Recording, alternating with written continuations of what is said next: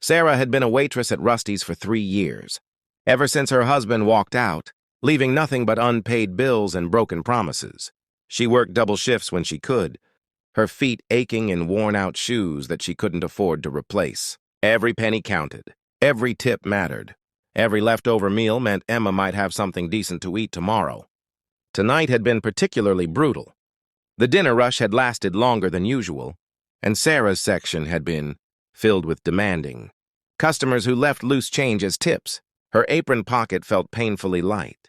As she cleared table 7, she noticed the half-eaten steak, the untouched baked potato, the side salad that had barely been touched. The couple who'd sat there had ordered lavishly, taken a few bites, and left. Such waste. Such terrible, heartbreaking waste. She glanced toward the kitchen, then at her manager, Tom, who was busy at the register. Her heart pounded in her chest as she made a decision that could cost her the only job, keeping a roof over her daughter's head. Instead of scraping the food into the trash, Sarah quickly transferred it into a to-go container, her movements swift and practiced. She'd done this before, not often, but when desperation clawed at her conscience louder than pride. "Can I help you with something?" The deep voice behind her made Sarah jump, nearly dropping the container. She spun around to find herself face to face with a man she'd barely noticed earlier.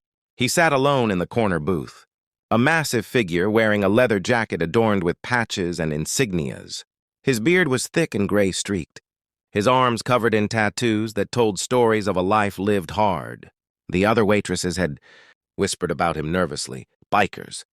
Made people uncomfortable, especially in a small town like Millbrook. I was just... Sarah's voice cracked, her face flushing with embarrassment.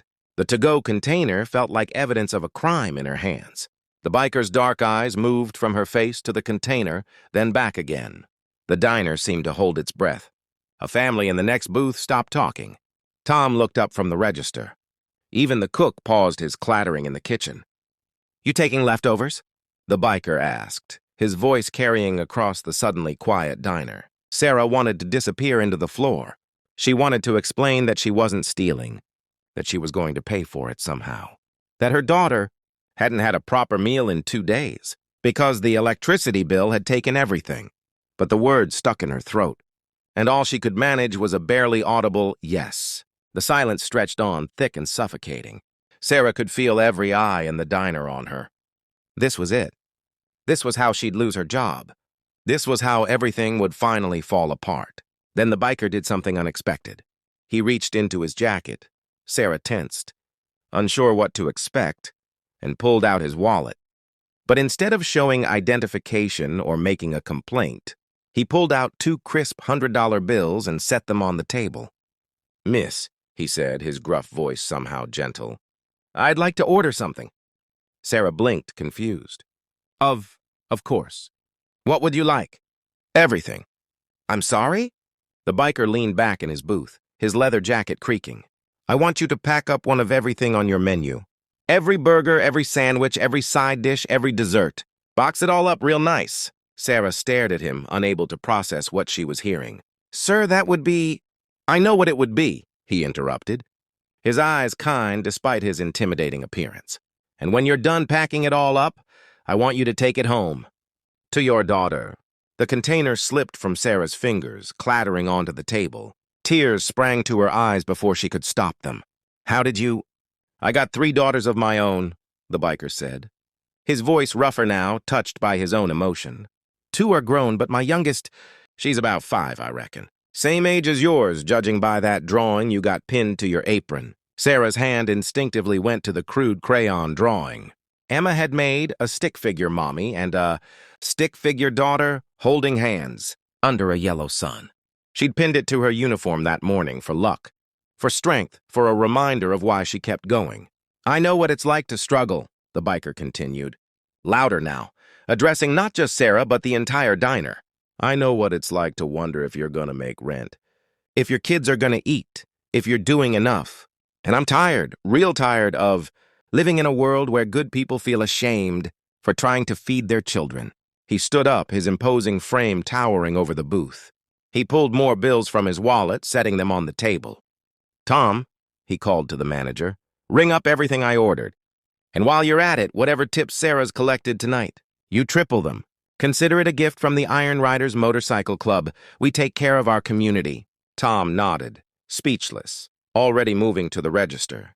The biker turned back to Sarah, his weathered face softening. "What's your daughter's name?" "Emma," Sarah whispered, tears streaming down her cheeks. "Emma," he repeated as if committing it to memory.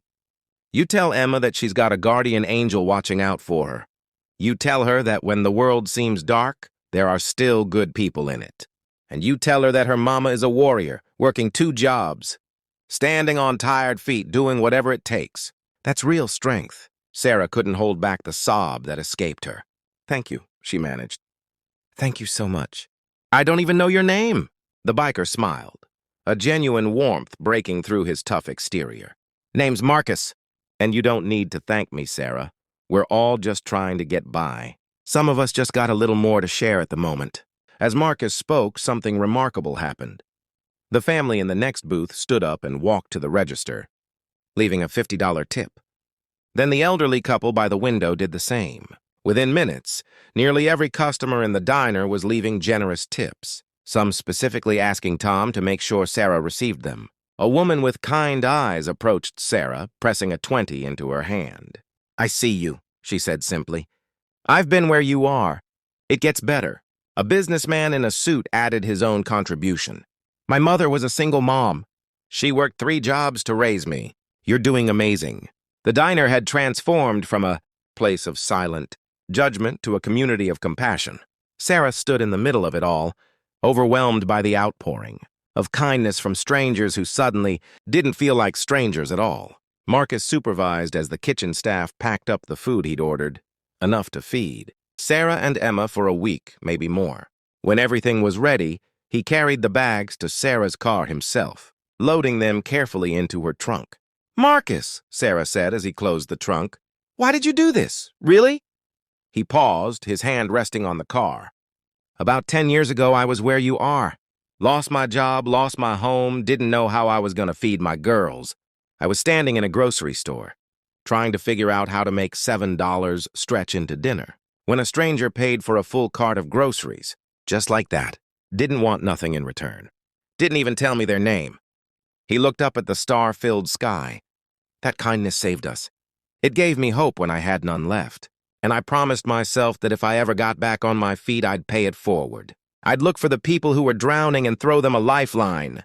"You did more than that tonight," Sarah said, fresh tears spilling over. "You gave me back my dignity. You made me feel seen." "You are seen," Marcus said firmly. "And you're doing a damn good job, Sarah. Don't ever forget that."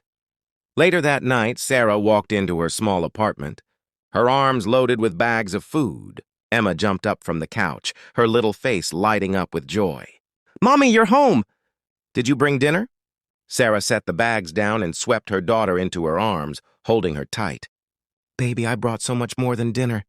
"Come see?" As Emma squealed with delight at the feast spread across their kitchen counter, Sarah thought about Marcus, about the diner full of strangers who'd become allies, about the goodness that still existed in a world that often felt too hard. She thought about how one act of kindness could ripple outward, touching lives in ways we might never fully understand. How the smallest gesture, noticing someone's struggle, offering help without judgment, could be the difference between despair and hope. That night, after Emma had fallen asleep with a full belly and a smile on her face, Sarah sat down and wrote a letter. She didn't have Marcus's address, but she'd find a way to get it to him. In it, she promised to pay forward the kindness he'd shown her. She promised to look for others who were struggling and offer them the same grace she'd received. Because that's how light spreads in the darkness. One person at a time, one act of compassion at a time, until the whole world is illuminated by the simple, powerful truth that we're all in this together, and that kindness will always be our greatest strength.